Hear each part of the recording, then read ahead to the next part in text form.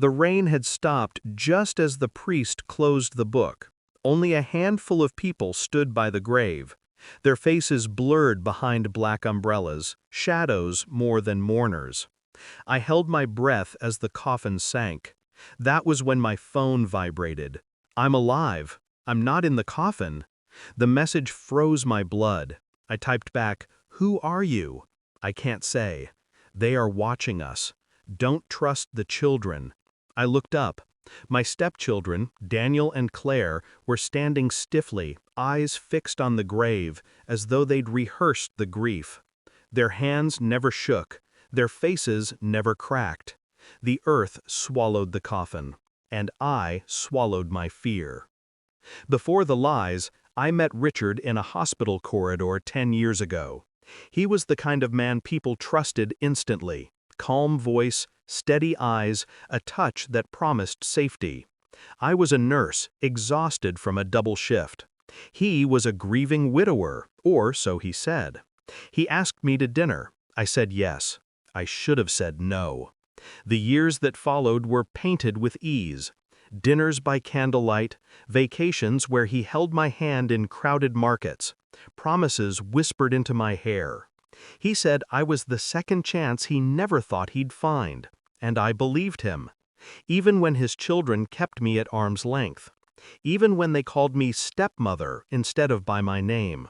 I tried harder. I cooked, I cleaned, I kept the peace. Because I thought love required sacrifice. The first crack, it began with silence. Richard would vanish into his study for hours, door locked, claiming he was working. His phone, once always left on the table, became an extension of his palm. One night I picked it up while he slept. A message lit the screen before I could scroll. "We can't keep this up. She'll find out." I stared at the words until they blurred. My hand didn't tremble. My breath didn't quicken. I just placed the phone back where it was and lay beside him, memorizing the rhythm of his breathing. Because I knew.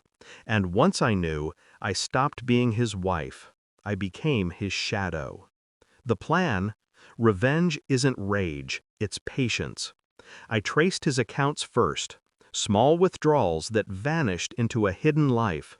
A second phone hidden in his car. Offshore transfers under false names. Then I dug deeper, and deeper still. What I found wasn't just infidelity, it was fraud. Insurance, businesses under shell names, trusts hidden behind his children's signatures. He wasn't building a life with me, he was preparing to discard me. The children weren't innocent bystanders, they were accomplices. That was when the idea of his death stopped being tragic, it became useful. The funeral message. So when the message came during the funeral, "I'm alive, I'm not in the coffin," I didn't panic. Because I had buried an empty box. Richard had staged his own death. Insurance money would flow. His children would inherit, and I would be erased. But Richard underestimated me. He thought I was still the woman who believed his promises. The trap. I played my part. The grieving widow. The trembling hands signing insurance papers. The tearful speeches about his legacy. But in silence, I redirected everything. The accounts? Frozen under investigation. The assets? Quietly transferred, not to his children, but to foundations I controlled. The trust funds? Emptied, redirected to debts I fabricated in their names.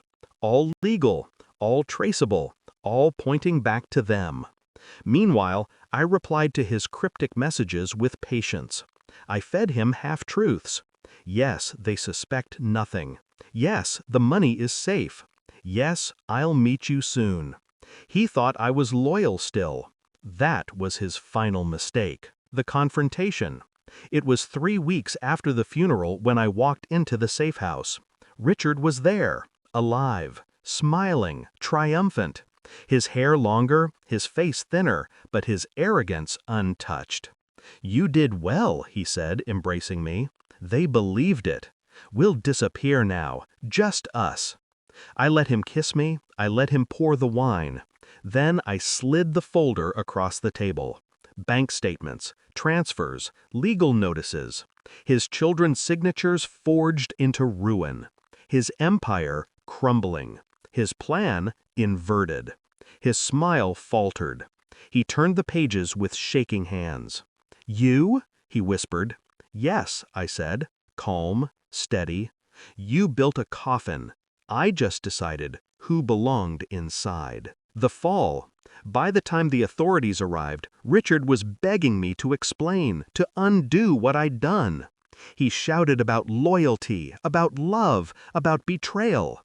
I just stood there, watching as they dragged him out, wrists bound, the life he'd orchestrated collapsing with every step. His children didn't escape either. Their names were on the documents. Their greed was their noose. I didn't need to raise my voice. I didn't need to cry. I just signed the final papers and walked away. The resolution. Now, when people ask how I survived losing my husband, I smile. Because I didn't lose him.